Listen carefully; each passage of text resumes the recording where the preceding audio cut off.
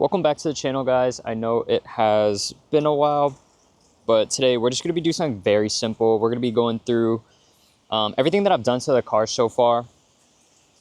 This is a 2022 model year, of course, in ignition red, so I did not wrap over the color. This is the color from factory, ignition red, but right off the bat, we're just going to get right into this. So we're going to start from the back and we're going to work our way around the inside and then the engine bay. So right off the bat, we have the Subimods cleared out taillights. These are sequentials as well, and I absolutely love them. They've been on the car for quite some time now. Prior to those, I had the Rexspeed ones. I think these are like a good in-between of close to the OEM style. It has like that shape almost, but it's very eye-catching, and of course it is cleared out, so pretty sure I should clear those out too. That would be pretty nice. But sorry if the car's a little dusty. I just went past a construction zone, so a lot of sand got on it. But we do have a Tome single exit exhaust, and of course the diffuser. This is still my favorite diffuser that you can get on this car. That is just my opinion. I don't like anything that's overly aggressive, that pokes out a lot. And the fact that this actually comes with options of gloss black and a textured black, which is what I have here. The textured black goes really well with the rear bumper. It almost blends in. It's like a factory option almost. But the second you get to the side, of course, I did add the winglets, so it just adds a little bit of aggression. And I really like that, in my opinion. Cleared out third brake light just to make match the taillights, of course. And for a while, I actually struggled on picking out a rear emblem. Now, I don't run one in the front, but you'll see that in a bit. But this is from Subimods. I actually went in-store. This is after I got my tune in Connecticut. Made a visit to them and saw the shop, VB. It was really cool, but this is the black background with the white stars, and in my opinion, it looks really good. The plug-in hybrid badge. I have a lot of people ask me either if this is actually a hybrid or where I got it from. Now, this is actually pulled off of a Crosstrek, so in a way, this is a from factory badge. It's not some sticker that I threw on, but I do really like this edition. It's just a little joke. Way back when I first got this car, I did kind of want to throw on a wilderness badge, but I think this actually looks really nice. APR GTC 300 carbon fiber wing. This has a 67-inch span. Let me not fall down this hill, but at the same time kind of get a shot of how it looks on the car from the rear. Perfect. This does have carbon fiber bases, which is really cool. Moving on to the side, let's get to the wheels. So these are Moteki lug nuts. They're open-ended, and I needed to get those because I did a brake swap on this. So the STI calipers are original. There aren't some reps or copies. They are from a 21 STI. And of course, I got brand new Brembo drilled rotors. And this is sitting on 265/35. Wait, no, 265, yeah, 265/35 18s, and these are the Continental Extreme Contact all season, so the DW06s, I believe that's what they're called. But these are really good tires. I'm here in Boston, so during the winter times we do get some snow. For the past few years we haven't gotten as much, but these are really good tires, and I think they're pretty good. Moving on to the side skirt. I kept it unpainted. Maybe I'll get to paint matching them. I'm not sure. Of course, let me actually get over to this. But this is the Aeroflow paint matched fender that adds a bit of thickness, front and rear, but that is a very nice addition. Probably one of the biggest changes to the car looks wise. And of course, a gloss black side skirt extension. So this isn't their kind of sheet metal side skirt. It's actually an ABS plastic and gloss black. So you can see it's got some thickness to it, but it is a very good look. However, right now it's not so much of a good look because it's covered in like sand. This is a carbon fiber mirror cover. Now it's not a replacement, it is a cover. Carbon fiber, it's almost got that M-style vibe to it. Now, I know a lot of people, or some people may not like this, you know. In my opinion, I think it's a good touch of carbon fiber.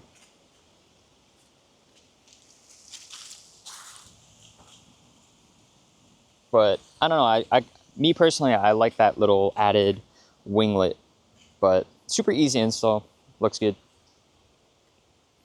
Now to the front wheel, because I am actually running different calipers. And yes, I did leave them mismatched. I may paint them. I'm not sure. I kind of like how it looks. But same setup. This is the Cadillac brake swap kit. So there's a bracket for the front wheels. So this is poked out a little bit, but there's a spacer for the front. There isn't one for the rear. But these are Cadillac ATS 4-pot calipers. So, and yeah, these brakes are braking. Definitely much better than the from factory brakes. Of course, this is a premium model. You'll see from the inside, the big screen, but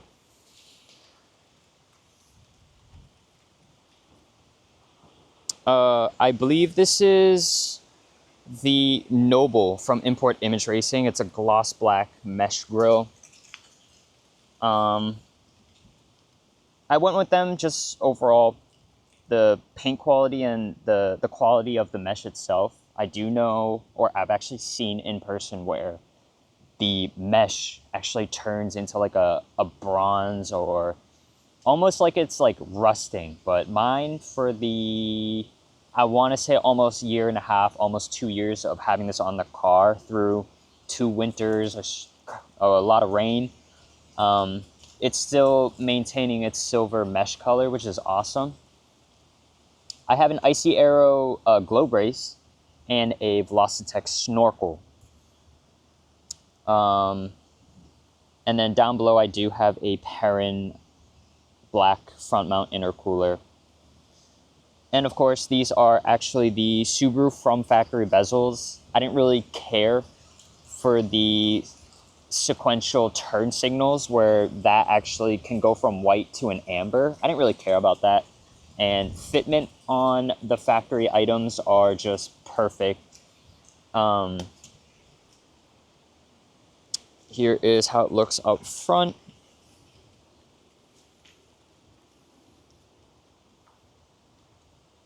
Same exact thing on this side, nothing different. I gotta mention these. These are from a company that is definitely on trend for automotive cars and that kind of stuff.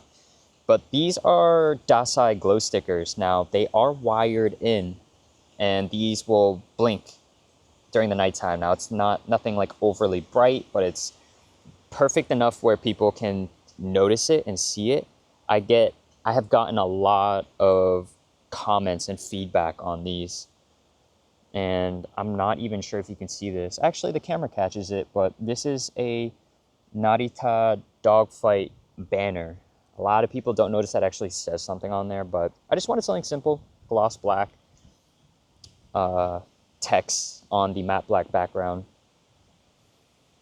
A lot of stuff on my windshield. I'll go over that when I get into the inside, but it is that time of year where leaves are absolutely everywhere, but it is beautiful outside today. All right, so that's it for the outside. Let's hop into the inside, and it is kind of a mess. Let me go over this first before I sit in. This is a Lomax Zeta 4 bucket seat. This is just the FRP back. It's not carbon fiber. brackets. And these are Dasai floor mats. I know, it's a mess, it's dirty. And yes, this is a manual. So I have the full Billetworks short shifter kit, meaning the plate bushing, I forgot what this is called, the shifter guide. I don't know, I'm blanking on what it's called right now. Shifter stop, there it is.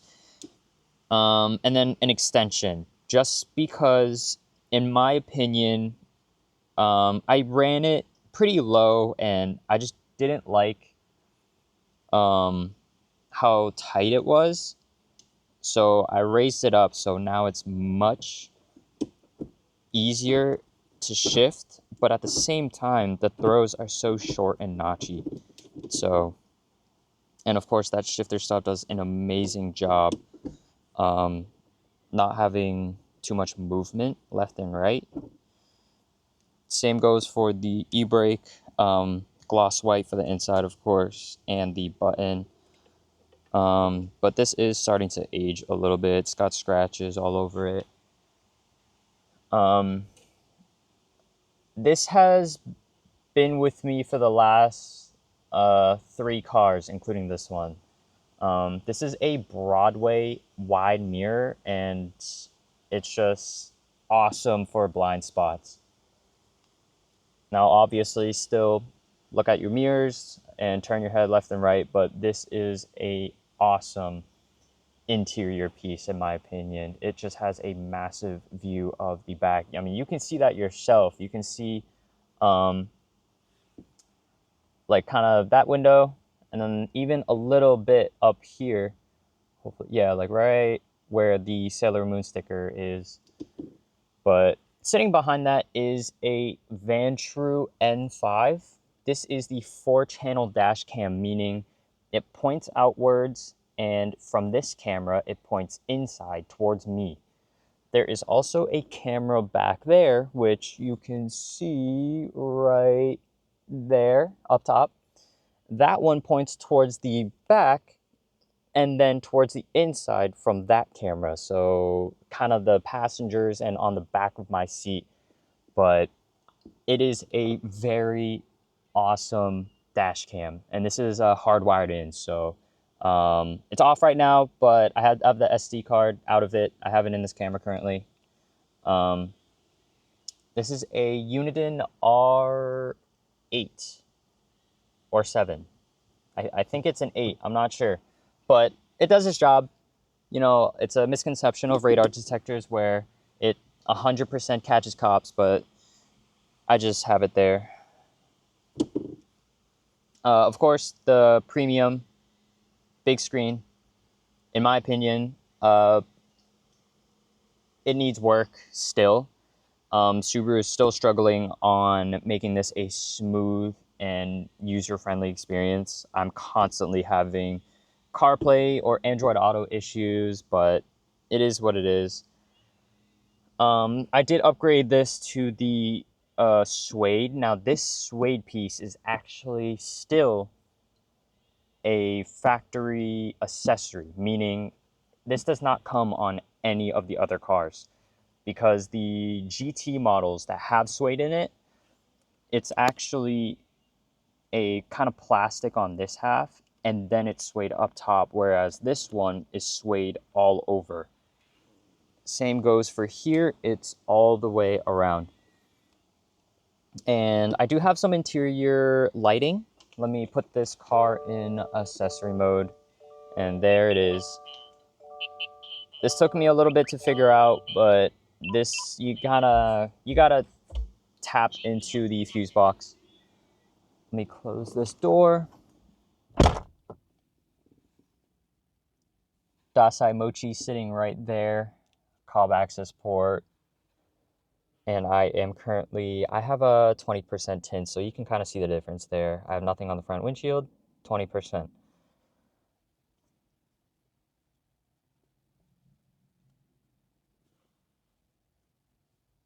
And then let's see if I can show the steering wheel. So this is a forged carbon fiber with alcantara suede. This is from Rexspeed. Pretty cool stuff.